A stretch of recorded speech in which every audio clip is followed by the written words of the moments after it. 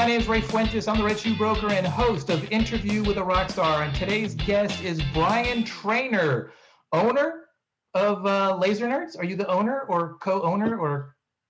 Co-owner. My wife and I founded and co-own Laser Nerds. Well, if you've been watching Interview with a Rockstar, you know that many of the people that we talk to are folks that I've networked with in the past. And in fact, that's the same thing with Brian. Brian and I met at Rockstar Connect, but it was like 2, maybe 3 years ago, right? It's been a couple of years. I was kind of thinking about that. It's been a couple of years ago that we first met. The predecessor to Interview with a Rockstar was, hey, Brian, let's get together and say hi on a video. And we did like a 1-minute video or something like that? Yeah, we did a 1-minute video, and back then we could actually meet at Starbucks and have coffee, and yeah. And I remember it was windy because we could hear all the wind going.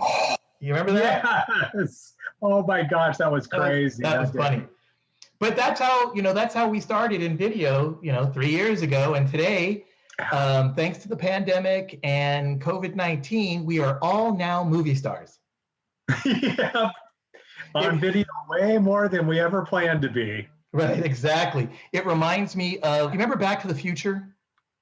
And Marty goes back in time and he goes and sees Doc, and he shows the video of Doc and he goes, well, who's the president? He goes, well, Ronald Reagan. Well, it makes sense because you'd have to be an actor, right? Because, yeah. And that was in the what was that, in the 80s, early 80s? Early 80s. Yeah, and now we don't call them movie stars, we call them YouTube stars.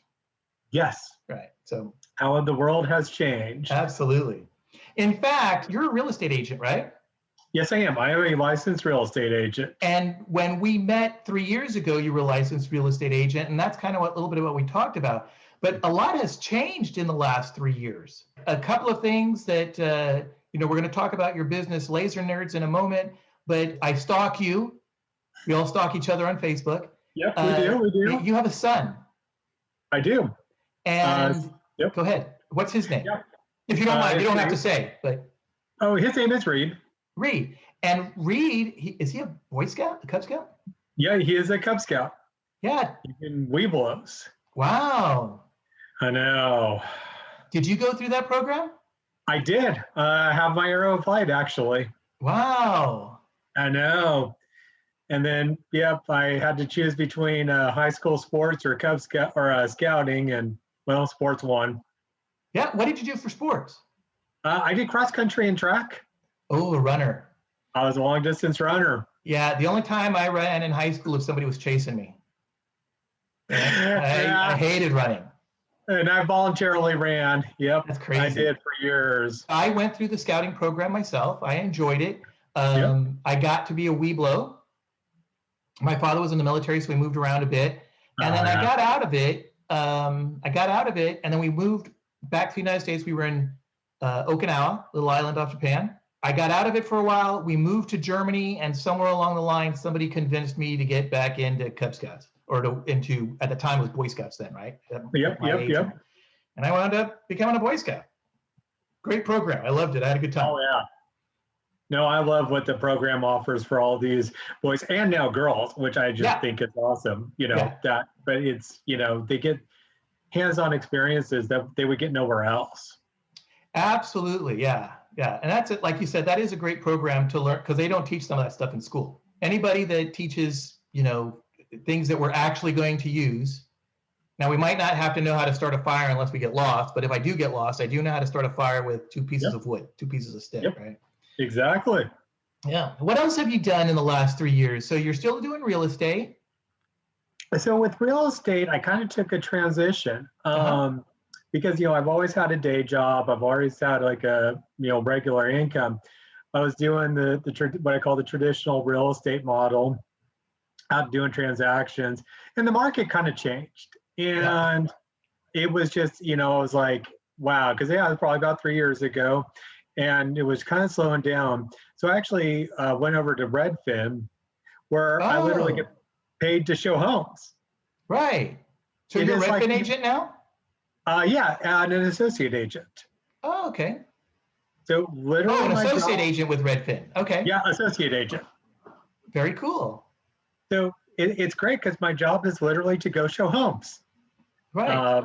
I make myself available on a calendar, and they book me, they confirm the appointments for me. I go show up, open the door, talk to the customers, and put some notes in and get paid. That's awesome. Congratulations. Yeah, it's fun. So it's a good way to keep my license. Yes. But not have the stress, not have the, ongoing, expenses otherwise that would have happened. So yeah, so I went over to Redfin doing that and just having a great time with that. And I can definitely appreciate that. I've been in real estate for a little while now, and there was a time when I had to, I still did real estate, but I was working a traditional, I don't want to say a traditional 9-to-5 job. It wasn't traditional, but I did work for the state with the military department, I was back in the military, but for the state. And, I kept chugging away at real estate. This was a long time ago. I'm probably after my daughter was born, but yeah. And I know people talk about, negative things about real estate agents for part-time agents or whatever. And I don't believe, the only part-time agent is the agent that says they're part-time, because if you know what you're doing, who cares?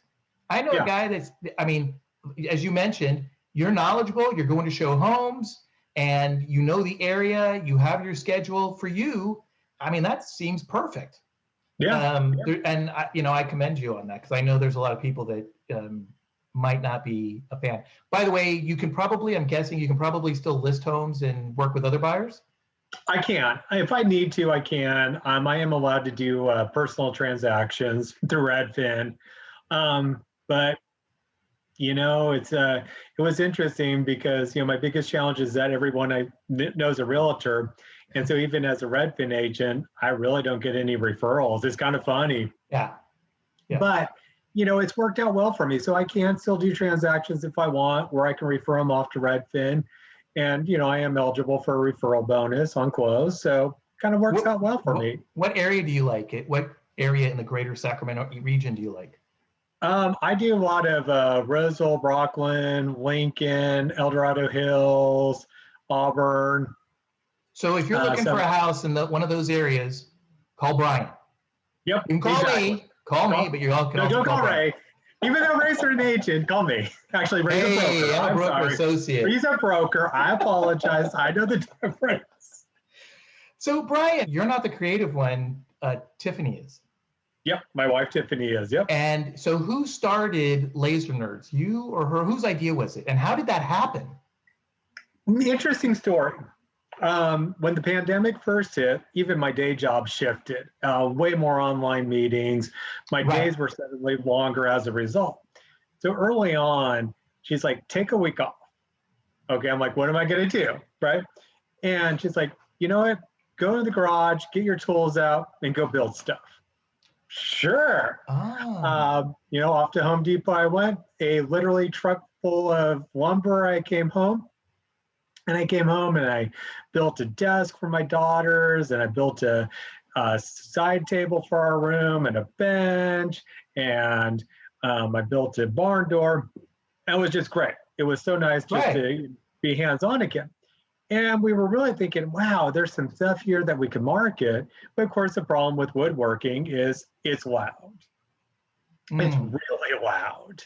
All the tools, all the neighbors. And we're like, well, how can we make money out of this? And she's like, well, maybe you should look into a laser cutter. I'm like, what's that? Never heard of one. And literally based on that conversation, it spawned off the business. So I started researching what was out there, and ultimately kind of got it down and went online and ordered a laser engraver cutter. And when I say laser, it's literally a laser. How cool is that? It is. It's actually kind of cool. What we realized really quickly after we got it is, like you said, the creative side. Because laser engraving and cutting is about coming up with designs or finding designs and leveraging those to produce our output. And a lot of times it's about working with the customer to figure out what they want. So yeah, she's done a lot of the creative side, the design side, and then I handle what I call the production, the operations, sourcing material, setting up the machine, running the job, cleaning up, doing all those aspects. So it's definitely a team effort. I am not in my regular video location, which is a little unfortunate, because if you see some of the other Interview with a Rockstar or any of the other videos that I've done, behind me would be a wooden outline, a wooden thing of the United States that is rescued wood, and it has the name of my real estate company, Fathom, on there. And that came from someone in North Carolina. And I thought because that's where the headquarters for my company is. And I thought, wow, that's really cool. One thing I would love to change with that is, because I'm in the Sacramento area, I would love to get a little star that says Sacramento right where Sacramento is, because it just says Fathom. It doesn't, right? Yep. Or, and this is one of the things that Brian and I had talked about, creating new designs. Yeah. And one of the things I thought about with the idea of the United States was having reclaimed wood, rescued wood, where we can get it from, give it the shape of California, just the state, and maybe put in where people have been or where they live, or the major cities or something like that. So I'll be talking to you again about that. I have seen some of your materials, some of your products, and they're very cool. And we talked about this on the phone. It did not come to me until after Christmas. But for Christmas, I wanted to get Tammy a charcuterie board. Those boards with fruit and meats and cheeses and all that stuff. Yeah, kind of like an hors d'oeuvre tray. Yep. Yeah, I wanted to get one, and there's a somebody on a meme that they on Facebook or whatever. They said, I am so creative. I would love to just make these shark cootie board things all the time. And after that, there were a slew of boards, except they didn't say cootie. There were a slew of boards, but I wanted to specifically say shark cootie board. So that's another wood product I'll be working with you. But I don't want to focus on wood. I think I saw some leather products. Yep. Tell us a little bit more about the types of products that you can laser. Yeah. So the primary ones, most everybody thinks of wood. So we can engrave and cut wood, but we can also do leather. It has to be real leather. Any of the painted leather, no. Okay. Because, when you think about a laser, it's using heat, right? Yeah. And anything with those paints or any of those artificial, no. No pleather, got it. Bad. But yeah, we can do leather. We can also engrave tumblers, like the coffee tumblers, wine tumblers, pilsners. We can engrave those. We've done wallets, bottle openers, acrylic. Wow. Even do paper. You could do cardboard. Usually those are for more like stencils or craft projects. The nice thing about the laser is you can either engrave, cut, or do both depending on what you're working on. Oh. So something like a reclaimed wood, maybe if you just had the board and you framed it out, you could just engrave it. And the tumblers the same way. The coffee tumblers, they're just engraved. It's just taking off the powder coating, exposing the silver underneath. Right. I saw those pictures. They look great. And oh my gosh, they turned out phenomenal. What's the smallest size of something you can work on?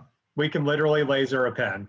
Wow. And what about the largest size? Is it on a moving platform or something? Or no, it's a solid platform. The largest engraving area that ours does is 15 inches by 23 inches. Ah, okay. So that's the area that we can engrave on without having to move around and do a lot of gymnastics. So pretty much this laser that we chose, there's much bigger than that. It seems to fit most everything. And like I said, the cutting boards, most cutting boards and tumblers all fit within that size realm. What is the oddest thing you've engraved so far? I don't know about odd. We did a lot of cutting boards at Christmas, but in particular, the big thing that people just suddenly went very popular was they would take old family recipes, the handwritten ones, Yeah? take a photo of it, send it to us, and we'd work on it, get it in the software, and literally be able to engrave the handwriting. Like the recipe on the cutting board? Yep. Yep. So one of the things I saw at somebody's house about a week or so ago, I went over and we had lunch. She had, it was kind of like a cutting board, but it had like recipes for drinks. Yep. That's what they did. And I forgot to mention this earlier, so we're going to throw it in now. If you're a real estate agent, one of the things that you can do to keep in front of your clients after they buy a house or sell a house, it would be a great idea to send them a small gift. And you can do that every month for a year. It's 12 gifts. I've done that the past couple of years and have gotten great results. And I've been, randomly picking items to send to them. But since you have such a large selection, we can, I can now use, if not all, at least half of the different items, or I can buy something and you can engrave their, their name on it. And so if you're a real estate agent, consider doing that because it's not super expensive and it keeps you top of mind with your clients. And honestly, they appreciate it. And, while we're always trying to sell something new, or get business, the gift, I think, is a huge benefit for your client. I mean, they really love you because they know you're thinking about them. And most real estate agents, do the deal with the person, and the agent doesn't remember that person's name, and the agent never calls them again. It's a terrible thing when you've helped someone buy a home where their children grow up or whatever. So consider doing something for your clients, and one of the sources you should be using is Brian Trainer. So thank you. I appreciate that. Especially as a realtor, we focus on quality. That's one thing that Tiffany really, really brings to this is if something doesn't come out right, she'll throw it away and we'll redo it so it is right. Terrific. So if somebody's watching this and they're interested in getting something laser engraved, something special, how do they do that? How do they contact you? Email, phone, email? Is there a website? Give us your information. So on Facebook and Instagram, we're at Laser Nerds or at Laser Nerds Workshop. Okay. So I think if you just type at Laser Nerds Workshop, one word, Facebook or Instagram, you can find us, message us all hours of the day and night. We're also lasernerdsworkshop.com. That'll take you to it. Lasernerds@gmail.com, or you can give us a call, 916-524-9447. So let's see, we went from running, Boy Scouts, real estate, laser nerds. Yeah. Anything. That's how networking works. That's how networking works. And awesome artwork in the back. And Tiffany's not with us right now, but for those of you that are interested in something specific, don't talk to Brian. He's not the creative one. Get a hold of Tiffany. Yep. It's definitely a team effort to make this operation work. Absolutely. Yeah. I'm just making fun of you. Actually, now, from what I remember, one of the things we had in common is that you're a numbers guy. Yeah. You're logical. So sometimes having that logical aspect makes creative things work. And that's just the way life is. Sometimes you can be super creative, but not be able to get something to work the way you want. And you need to get a physicist or Brian involved. So absolutely, as a team, you guys do a great job. All right. Well, thanks again for your time, Brian. Any last words? No, I appreciate this opportunity, and it's been great to see you. Thank you. All this time. You bet. Thank you very much. Thanks for watching. Broker Ray out. If you'd like to be a guest on Interview with a Rockstar, send an email to ray@rayfuentes.com. It's free.